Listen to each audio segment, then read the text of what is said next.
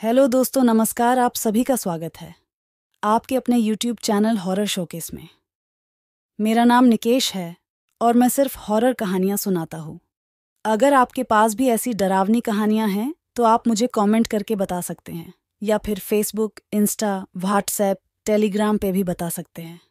तो चलिए शुरू करते हैं आज की हॉरर स्टोरी को एक छोटे से इंट्रो के साथ।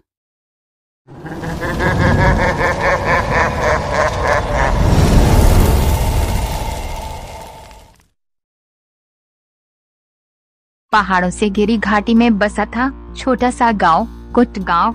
गांव के बुजुर्ग अक्सर शाम को अलाव के पास बैठकर गांव के भूत प्रेतों की कहानियां सुनाते थे। ऐसी ही एक कहानी थी बदला लेने वाली आत्मा की। कहते थे सालों पहले कुट गांव में एक जमींदार रहता था जिसका नाम था महादेव सिंह। महादेव सिंह एक क्रूर और लालची इंसान था। वो गांव वालों पर जुल्म ढाता था और उनकी जमीनें छीन लेता था।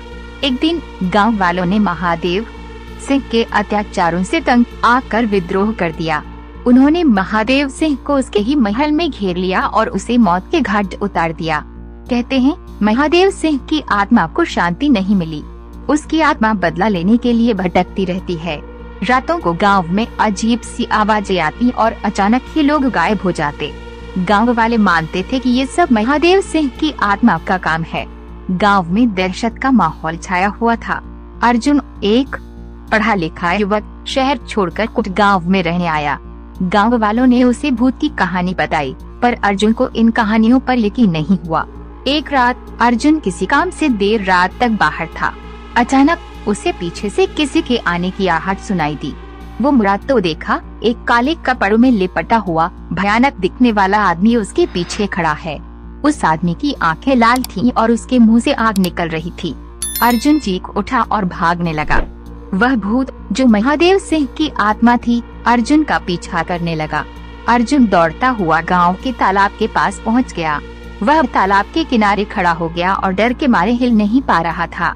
भूत उसके पास आया और अपना एक हाथ बढ़ाकर उसे पकड़ने की कोशिश करने लगा। अचानक अर्जुन को याद आया कि गांव वालों ने बताया था कि भूत को पवित्र जल से डर लगता है। वो तालाब में कूद पड़ा। भूत तालाब के किनारे खड़ा होकर क्रोध से दहाड़ता रहा। कुछ देर बाद भूत गायब हो गया। सुबह होते ही अर्जुन तालाब से बाहर निकला। वो गांव के मुखिया के पास गया और उसे रात भर हुई घटना के बारे में बताया। मुखिया ने गांव वालों को इकट्ठा किया। सब लोग अर्जुन की बात सुनकर हैरान रह गए।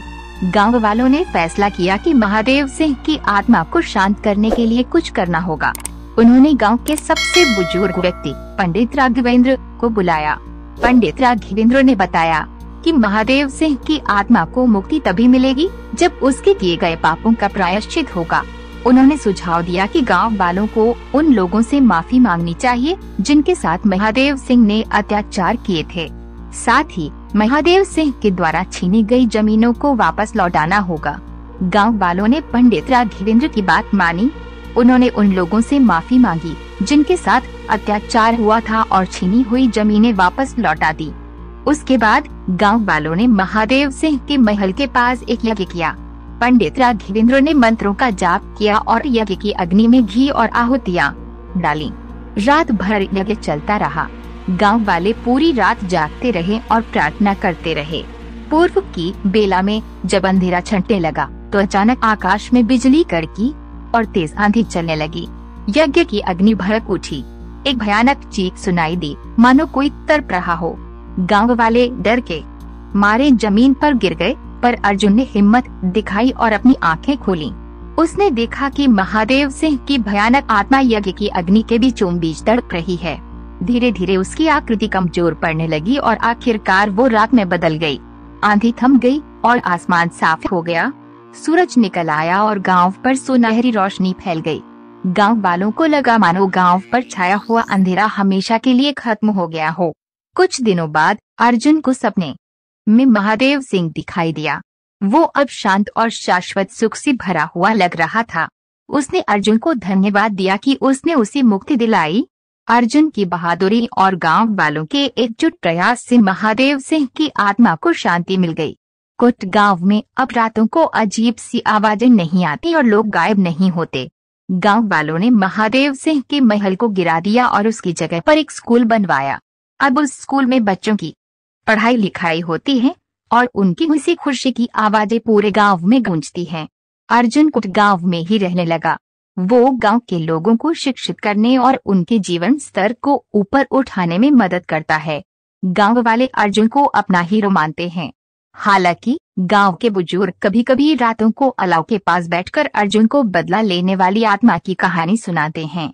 अब ये कहानी डरावनी नहीं लगती, बल्कि एक सबक की तरह लगती है। ये सबक ये है कि बुरे कर्मों का फल भुगतना पड़ता है और अच्छे कर्मों से ही शांति मिलती है। और कभी कभी अंधेरे में डरे बिना हिम्मत दिखाने से ही रोशनी का रास्ता